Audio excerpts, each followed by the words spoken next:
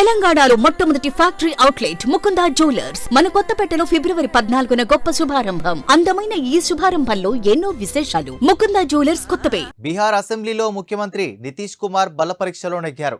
Governor Rajendra Arlekar నిర్వహించిన ఈ విశ్వాస పరీక్షలో నితీష్ కుమార్ 129 మంది ఎమ్మెల్యేల మద్దతుతో గెలుపు సాధించారు.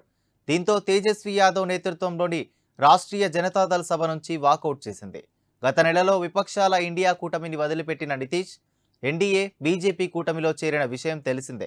ఈ క్రమంలోనే బీజేపీ ఎమ్మెల్యేల సపోర్టుతో 15 రోజుల కిందట బీహార్ రాష్ట్రానికి 9వసారి సీఎంగా ప్రమాణ స్వీకారం చేశారు.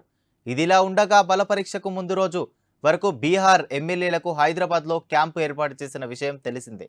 దాదాపు వారం రోజులకు పైగా ఎమ్మెల్యేలు హైదరాబాద్లోనే బస చేశారు. బల పరీక్ష నేపథ్యంలో ఆదివారం సాయంత్రం ఎమ్మెల్యేలు పాట్నా వెళ్లారు.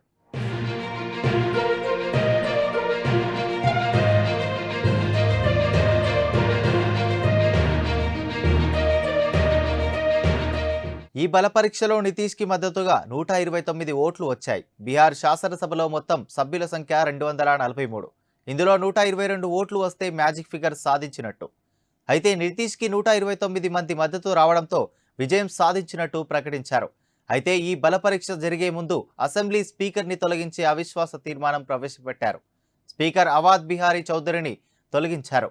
ఈ స్పీకర్ని తొలగించే విషయంలో 125 మంది ఎమ్మెల్యేలు అనుకూలంగా ఓటు వేయగా వ్యతిరేకంగా 112 ఓట్లు వచ్చాయి.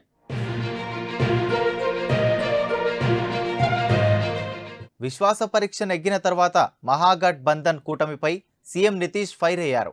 ఆర్జేడీ పాలనలో రాష్ట్రంలో అవినీతి జరిగిందని తీవ్ర విమర్శలు చేశారు. ఆ అవినీతిపై ప్రస్తుత ఎన్డీఏ కూటమి ఖచ్చితంగా విచారణ చేపడుతుందని తేల్చి చెప్పారు. రాష్ట్రంలో ప్రతి వర్గం సంక్షేమం కోసం తాము పనిచేస్తామని స్పష్టం చేశారు.